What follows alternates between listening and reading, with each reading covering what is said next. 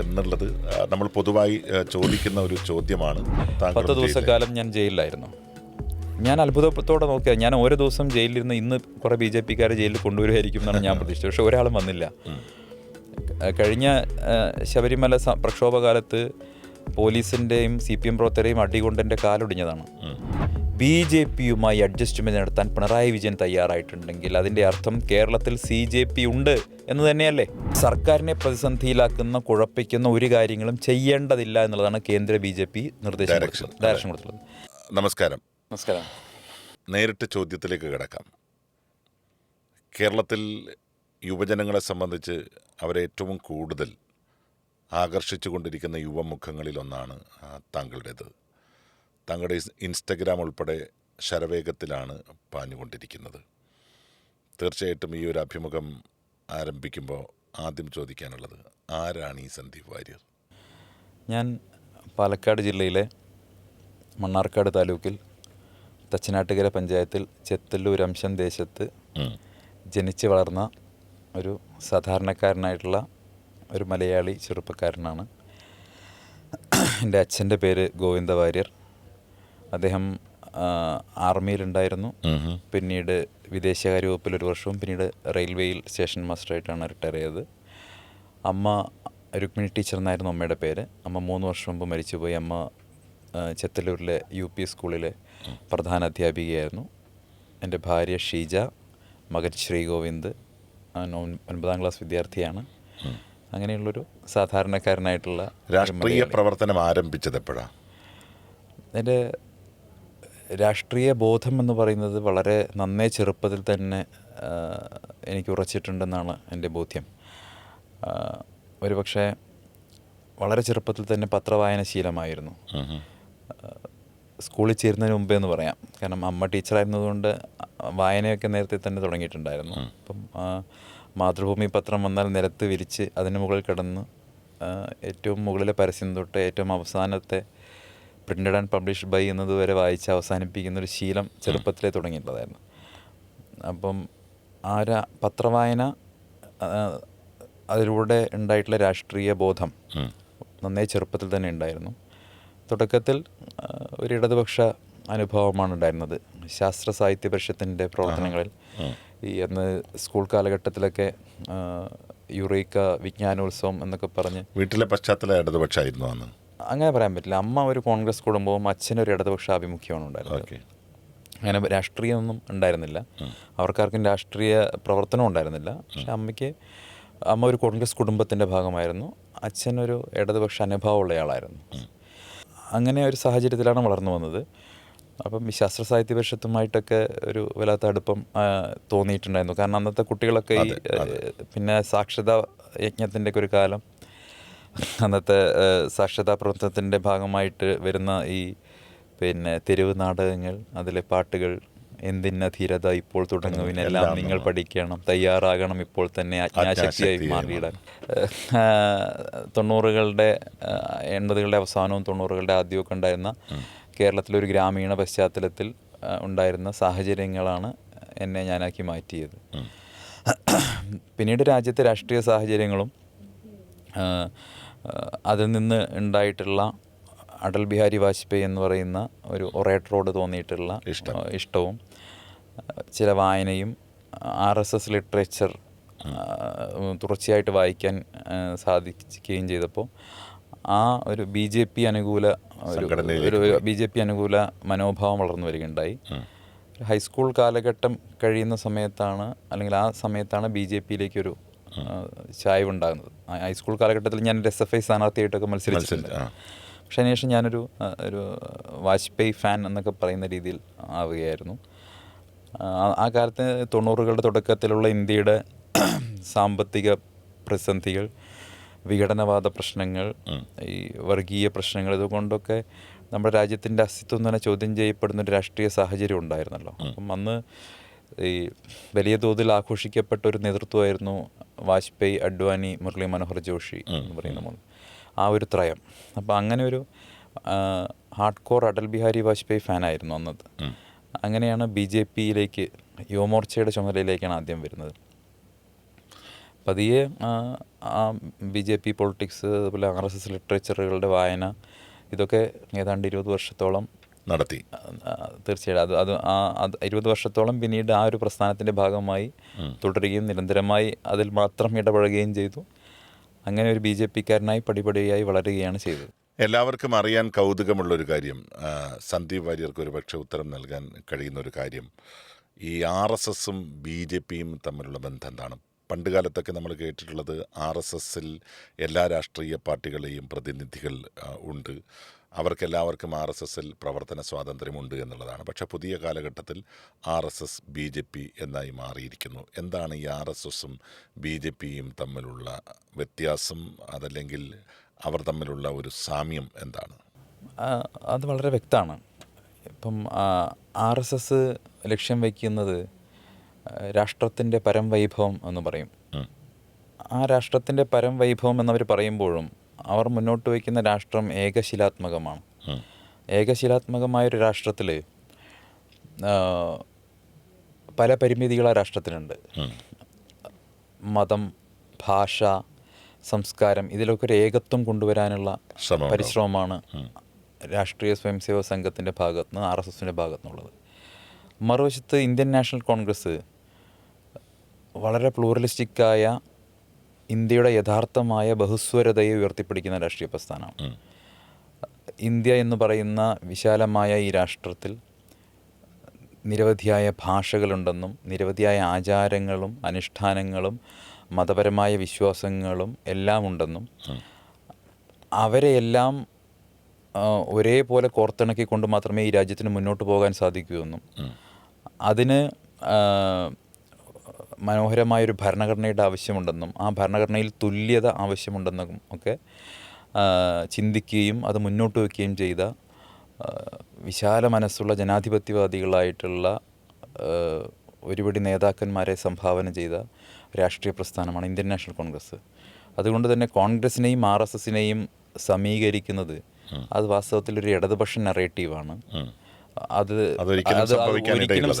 അത് രണ്ടും സമാന്തര രേഖകളാണ്. ഒരിക്കലും ഒരു സ്ഥലത്തും കൂട്ടിമുട്ടാൻ സാധിക്കാത്ത സമാന്തര രേഖകളാണ് RSSും കോൺഗ്രസും. ഒരിക്കലും കൂട്ടിമുട്ടാൻ അതായത് ഒരു തരത്തിലും RSSൻ്റെ ഒരു നയ നിലപാടുകളോടും യോജിച്ച് പോകാൻ കഴിയാത്ത, എന്നും സംഘപരിവാർ ഉയർത്തുന്ന പ്രത്യയശാസ്ത്ര പ്രശ്നങ്ങളോട് സന്ധിയില്ലാത്ത നിലപാട് സ്വീകരിച്ചിട്ടുള്ള പാർട്ടി ഇന്ത്യയിൽ ഏതെങ്കിലും ഉണ്ടെങ്കിൽ അത് ഇന്ത്യൻ നാഷണൽ കോൺഗ്രസ് മാത്രമാണെന്ന് പറയേണ്ടി വരും.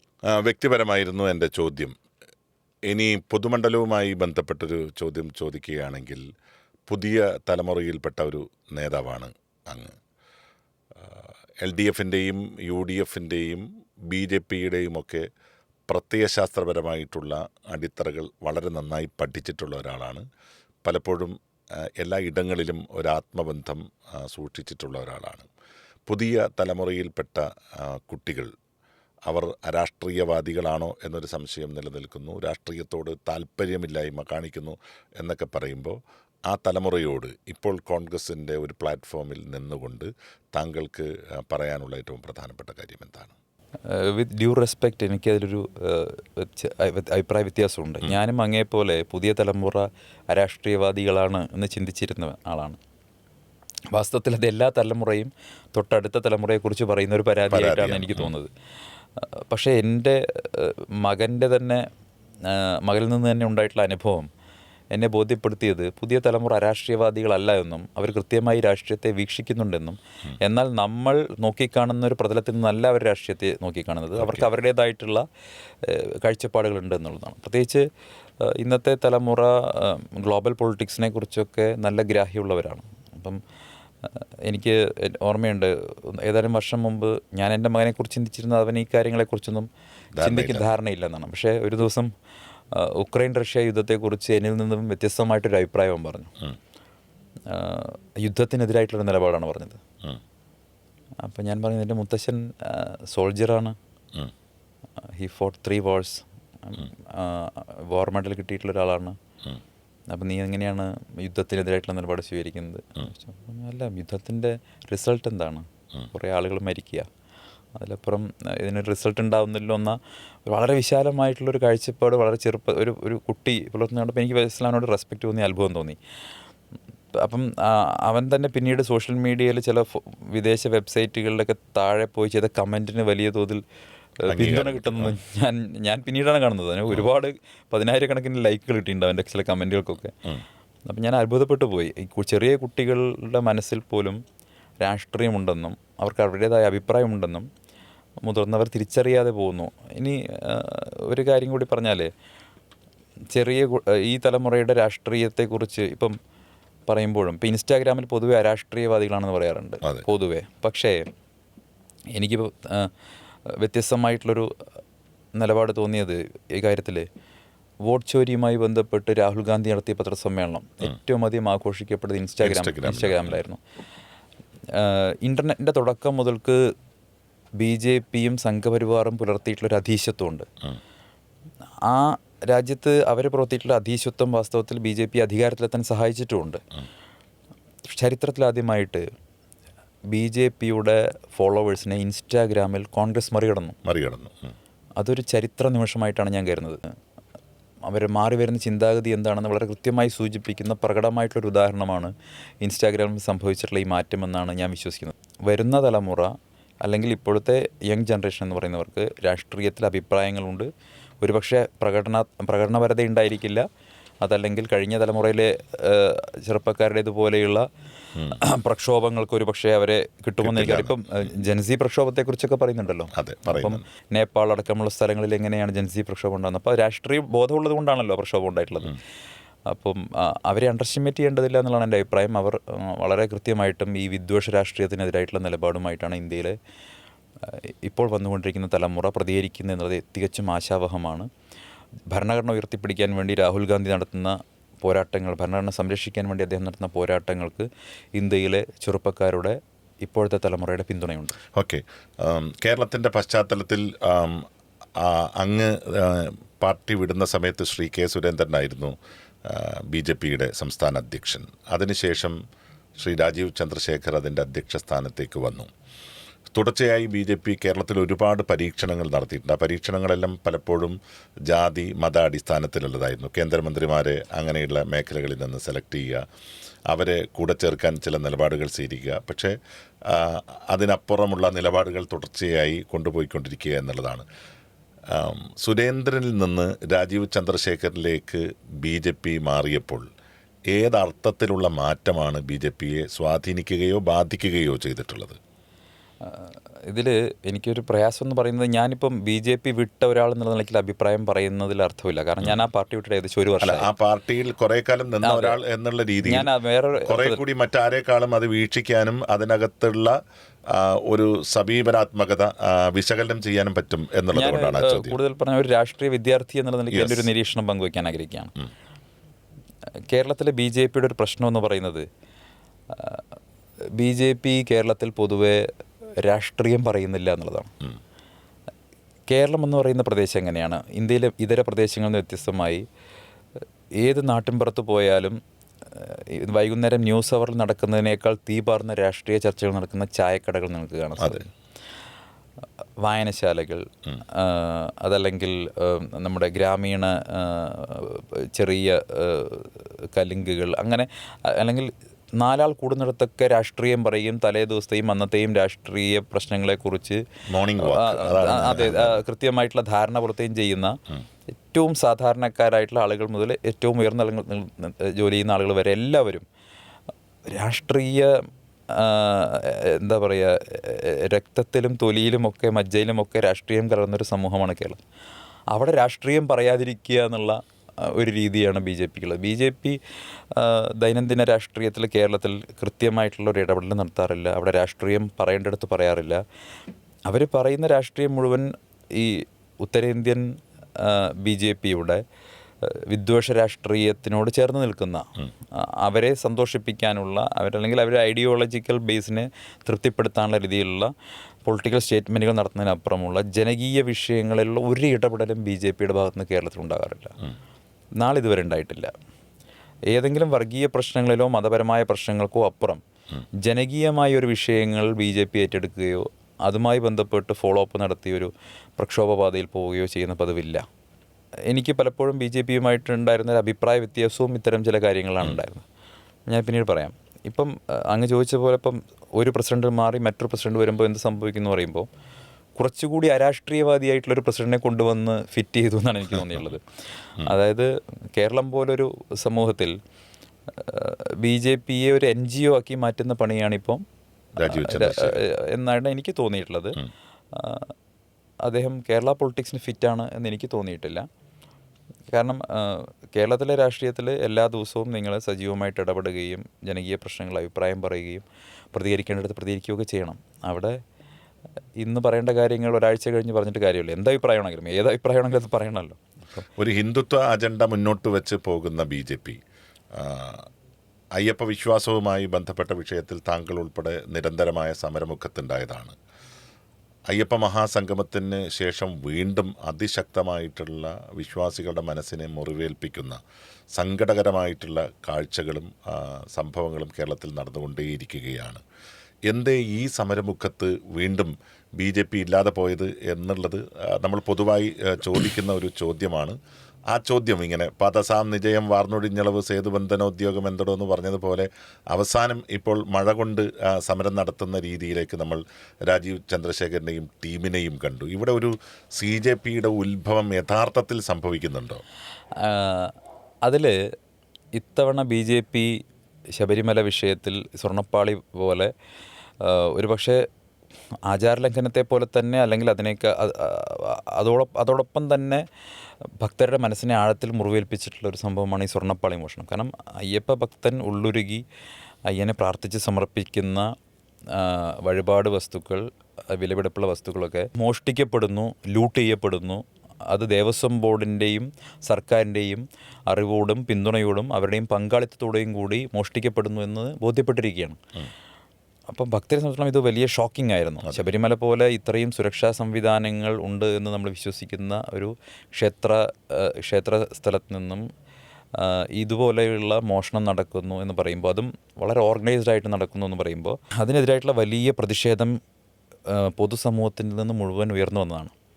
ഇത്തവണ ആ പ്രതിഷേധത്തെ മുഴുവൻ ഏകോപിപ്പിക്കാനും ജനങ്ങൾക്ക് വേണ്ടി തെരുവിലിറങ്ങാനും തയ്യാറായത് ഇന്ത്യൻ നാഷണൽ കോൺഗ്രസും യൂത്ത് കോൺഗ്രസുമാണ്. അതിൻ്റെ ഭാഗമായി യൂത്ത് കോൺഗ്രസ് നടത്തിയ പ്രതിഷേധത്തിൽ 10 ദിവസക്കാലം ഞാൻ ജയിലിലായിരുന്നു. ഞാൻ അത്ഭുതത്തോടെ നോക്കിയത്, ഞാൻ ഓരോ ദിവസം ജയിലിലിരുന്ന് ഇന്ന് കുറേ BJPക്കാരെ ജയിലിൽ കൊണ്ടുവരുമായിരിക്കും എന്നാണ് ഞാൻ പ്രതീക്ഷിച്ചത്. പക്ഷേ ഒരാളും വന്നില്ല. കഴിഞ്ഞ ശബരിമല പ്രക്ഷോഭകാലത്ത് പോലീസിൻ്റെയും CPM പ്രവർത്തകരെയും അടികൊണ്ട് എൻ്റെ കാലൊടിഞ്ഞതാണ്. അന്ന് 100 കണക്കിന് BJP പ്രവർത്തകർ ജയിലിലും പോയിട്ടുള്ളതാണ്. പക്ഷേ ഇത്തവണ ഒരാളെയും ഒരു സമരരംഗത്തും കാണാനില്ല. അപ്പോൾ എനിക്ക് മനസ്സിലായ 2 കാര്യങ്ങൾ. ഒന്ന്, ഈ വിഷയത്തിൽ ശബരിമല വിഷയത്തിൽ BJPക്ക് ഒരു ആത്മാർത്ഥതയുമില്ല എന്നുള്ളതാണ്. ആത്മാർത്ഥത ഉണ്ടായിരുന്നെങ്കിൽ 2019 തിരഞ്ഞെടുപ്പ് കാലത്ത് നരേന്ദ്രമോദി പത്തനംതിട്ടയിൽ വന്ന് പ്രസംഗിച്ചത്, BJPയുടെ അന്നത്തെ മാനിഫെസ്റ്റോയിലും പറഞ്ഞത് ശബരിമലയിലെ പ്രശ്നങ്ങൾക്ക് ഭരണഘടനാപരമായിട്ടുള്ള പരിഹാരം കണ്ടെത്തുമെന്നാണ്. അതിനുശേഷം ഭരണഘടനയിൽ അവരെത്രയോ തവണ കൈകടത്തി. എന്തേ ശബരിമലയ്ക്ക് വേണ്ടി ഒരു കാര്യവും ചെയ്യാതെ പോയത്? ശബരിമല സംരക്ഷിക്കാൻ വേണ്ടി ഒരു നിലപാടും സ്വീകരിക്കാതെ പോയത് എന്താ? 2019 തെരഞ്ഞെടുപ്പ് വാഗ്ദാനം, ശബരിമലയുമായി ബന്ധപ്പെട്ട തെരഞ്ഞെടുപ്പ് വാഗ്ദാനം BJP ലംഘിച്ചു. BJPയിൽ വിശ്വസിച്ചുകൊണ്ട് BJPയുടെ ശബരിമല പ്രക്ഷോഭത്തോടുള്ള BJPയുടെ ആത്മാർത്ഥതയിൽ വിശ്വസിച്ചുകൊണ്ട് അതിന് പിറകിൽ അണിചേർന്ന ലക്ഷക്കണക്കിന് മനുഷ്യരെ വഞ്ചിക്കുകയാണ് BJP ചെയ്തത്. വിശ്വാസികളെ BJP നേതൃത്വം വഞ്ചിച്ചു. രണ്ടാമത്തെ കാര്യം, CPMുമായിട്ടൊരു ധാരണ BJPക്ക് ഉണ്ടായിട്ടുണ്ട്. സർക്കാരിനെ പ്രതിസന്ധിയിലാക്കുന്ന, കുഴപ്പിക്കുന്ന ഒരു കാര്യങ്ങളും ചെയ്യേണ്ടതില്ല എന്നുള്ളതാണ് കേന്ദ്ര BJP ഡയറക്ഷൻ കൊടുത്തുള്ളത്. ഇപ്പോൾ BJP വൈകി കള്ളം കയറി 7ാം പക്കം ശബ്ദമുണ്ടാക്കുക എന്ന് പറയുന്നത് പോലെ ഇപ്പോൾ ഇന്നലെയും മിനിഞ്ഞാന്നുമൊക്കെ BJP നടത്തിയിട്ടുള്ള നാടകങ്ങൾ, വാസ്തവത്തിൽ ജനങ്ങൾ ശ്രദ്ധിക്കപ്പെടുന്ന ആ നാടകങ്ങൾ, അതിന് തൊട്ട് തലേന്ന് നടന്നിട്ടുള്ള സംസ്ഥാന ഭാരവാഹി യോഗത്തിൽ നടന്നിട്ടുള്ള കുറച്ച് ദിവസം നടന്നിട്ടുള്ള ഭാരവാഹി നടന്ന വിമർശനങ്ങളൊക്കെ വാർത്തയായതാണ്. ഈ അയ്യപ്പ ഭക്തരുടെ പിന്തുണ മുഴുവൻ കോൺഗ്രസ്സിനാണ്, കോൺഗ്രസ് കൊണ്ടുപോയി, ഈ സമരം കോൺഗ്രസ്സാണ് ഏറ്റെടുത്തത് എന്ന് പറഞ്ഞ് വലിയ വിമർശനം പാർട്ടിക്കകത്തുണ്ടായ സാഹചര്യത്തിൽ മുഖം രക്ഷിക്കാൻ വേണ്ടി നടത്തിയിട്ടുള്ള ഒരു പ്രഹസനത്തിനപ്പുറം BJPക്ക് ശബരിമല വിഷയത്തിൽ ഒരു ആത്മാർത്ഥതയും ഇല്ല എന്നുള്ളത് ജനങ്ങൾക്ക് ബോധ്യപ്പെട്ടു. ശബരിമല വിഷയം അവസാനിക്കുന്നതിന് മുൻപേ തന്നെ സംസ്ഥാന സർക്കാരിൽ തന്നെ വലിയ വിഭാഗീയത ഉണ്ടായിരിക്കുന്നു. യഥാർത്ഥ കമ്മ്യൂണിസ്റ്റ് പാർട്ടിയും CPMും തമ്മിൽ വലിയൊരു സംഘർഷം കേരളത്തിൽ നടക്കുകയാണ്. ആ സംഘർഷത്തിലേക്ക് നയിച്ചത് ഈ PM ശ്രീയാണ്. സത്യത്തിൽ CPM ആരെയും അറിയിക്കാതെ ഇങ്ങനെ ഒരു ഒപ്പിടൽ നടത്തുകയും അതിനുശേഷം CPIയുടെ ഓഫീസിലേക്ക് വിദ്യാഭ്യാസ മന്ത്രി ചർച്ചയ്ക്ക് പോവുകയും ചെയ്യുന്നു. പക്ഷേ അവിടെയെല്ലാം ഒരു കാര്യം വളരെ അസന്നിഗ്ധമായി അവർ പ്രഖ്യാപിക്കുകയാണ്, ഇതിൽ നിന്ന് ഒരടി പിന്നോട്ടില്ല എന്ന്. ബന്ധം കൂടുതൽ ശക്തമാവുകയാണോ? ഇതിൽ രണ്ട് ആസ്പെക്റ്റുകളാണ് എനിക്ക് കാണാൻ കഴിയുന്നത്. ഒന്ന്, CPM നേതൃത്വം, കേരളത്തിലെ CPM നേതൃത്വം CPMൻ്റെ പ്രഖ്യാപിത നിലപാടുകളെ തള്ളിക്കളഞ്ഞുകൊണ്ട് കേന്ദ്ര CPM നേതൃത്വത്തെയും ഇരുട്ടിൽ നിർത്തിക്കൊണ്ട് BJPയുമായി സഹകരിക്കാനുള്ള തീരുമാനമെടുത്തു എന്നാണ് മനസ്സിലാക്കേണ്ടത്. മധുര പാർട്ടി കോൺഗ്രസിൽ CPM പാസ്സാക്കിയിട്ടുള്ള പ്രമേയമുണ്ട് ന്യൂ എഡ്യൂക്കേഷൻ പോളിസിക്കെതിരെ. ആ പ്രമേയം നിലനിൽക്കെ പോളിറ്റ് ബ്യൂറോ മെമ്പറായിട്ടുള്ള മുഖ്യമന്ത്രി, രാജ്യത്ത് ജീവിച്ചിരിക്കുന്ന കമ്മ്യൂണിസ്റ്റ് നേതാക്കളിൽ ഏറ്റവും മുതിർന്നയാൾ, BJPയുമായി ചേർന്ന് നിൽക്കുന്ന ഒരു സമീപനം എങ്ങനെ സ്വീകരിച്ചു? എന്തുകൊണ്ട് CPMൻ്റെ അഖിലേന്ത്യാ സെക്രട്ടറി MA ബേബിക്ക് ഇത് സംബന്ധിച്ചൊരു മറുപടി പറയാൻ കഴിഞ്ഞില്ല? ഇന്നലെ പ്രകാശ് ബാബുവും മറ്റോ CPIയുടെ അസിസ്റ്റന്റ് സെക്രട്ടറി മറ്റോ പറഞ്ഞത്, MA ബേബി ഞാനിനി എന്ത് ചെയ്യും, എനിക്കെന്ത് ചെയ്യാൻ സാധിക്കുമെന്ന് നിസ്സഹായനായിട്ട് കൈമലർത്തിയെന്നാണ്. MA ബേബിയും CPMൻ്റെ അഖിലേന്ത്യാ നേതൃത്വവും ഇരുട്ടിലായി. രണ്ട്, മന്ത്രിസഭയെ ഇക്കാര്യങ്ങൾ ബോധിപ്പിച്ചില്ല. മന്ത്രിസഭയ്ക്ക് കൂട്ടുത്തരവാദിത്വം എന്ന് പറയുന്നത് ഭരണഘടനയിൽ വ്യവസ്ഥ ചെയ്തിട്ടുള്ള കാര്യമാണ്. ആർട്ടിക്കിൾ 75(3) ആണെന്ന് തോന്നുന്നു. അപ്പോൾ കൂട്ടുത്തരവാദിത്വം എന്ന് പറയുന്നത് പ്രധാനപ്പെട്ട കാര്യമാണ്. മന്ത്രിസഭയിൽ എടുക്കുന്ന ഒരു തീരുമാനം അതിനെല്ലാ സഹമന്ത്രിമാർക്കും അതിൽ ഉത്തരവാദിത്വമുണ്ട്. ഇവിടെ ഇതുപോലെ നിർണായകമായിട്ടൊരു പോളിസി മാറ്ററിൽ ഒരു തീരുമാനമെടുക്കുമ്പോൾ ആ പോളിസി മാറ്റർ എന്ന് പറയുന്നത് പൂർവ്വകാലത്ത് ഈ മുന്നണി തള്ളിക്കളഞ്ഞിരുന്ന കാര്യം അത് സ്വീകരിച്ചുകൊണ്ട് 1500 കോടി രൂപയ്ക്ക് വേണ്ടി BJP സർക്കാരുമായി ചേർന്നൊരു MOU ഒപ്പിടാൻ പോകുമ്പോൾ സ്വാഭാവികമായിട്ടും അത് മന്ത്രിസഭയിൽ ചർച്ച ചെയ്തതിൻ്റെ ഒരു അംഗീകാരം കിട്ടേണ്ടതാണ്. മന്ത്രിസഭയിൽ ചർച്ചയുണ്ടായിട്ടില്ല എന്ന് മാത്രമല്ല, രാജൻ മിനിസ്റ്റർ അത് ചോദിച്ച സമയത്ത് അദ്ദേഹത്തിനൊരു മറുപടി പോലും ആരും കൊടുത്തില്ല എന്നാണ് കേട്ടത്. അപ്പോൾ മന്ത്രിസഭയെ ഇട്ട് നിർത്തി, കൂട്ടുത്തരവാദിത്തം ലംഘിക്കപ്പെട്ടു. 3, മുന്നണിക്കകത്ത് CPIയെ ഇക്കാര്യത്തിൽ ഇൻഫോം ചെയ്തില്ല. മുന്നണിക്കകത്ത് ചർച്ച നടന്നില്ല. സ്വന്തം പാർട്ടി നേതൃത്വം, മന്ത്രിസഭ, മുന്നണി, ഈ 3 സ്ഥലങ്ങളിലും സമ്പൂർണമായി അതാത് നേതൃത്വത്തെ ഇരുട്ടിൽ നിർത്തുകയും അവരെ കാര്യങ്ങൾ അറിയിക്കാതെയും BJPയുമായി അഡ്ജസ്റ്റ്മെൻറ്റ് നടത്താൻ പിണറായി വിജയൻ തയ്യാറായിട്ടുണ്ടെങ്കിൽ അതിൻ്റെ അർത്ഥം കേരളത്തിൽ CJP ഉണ്ട് എന്ന് തന്നെയല്ലേ?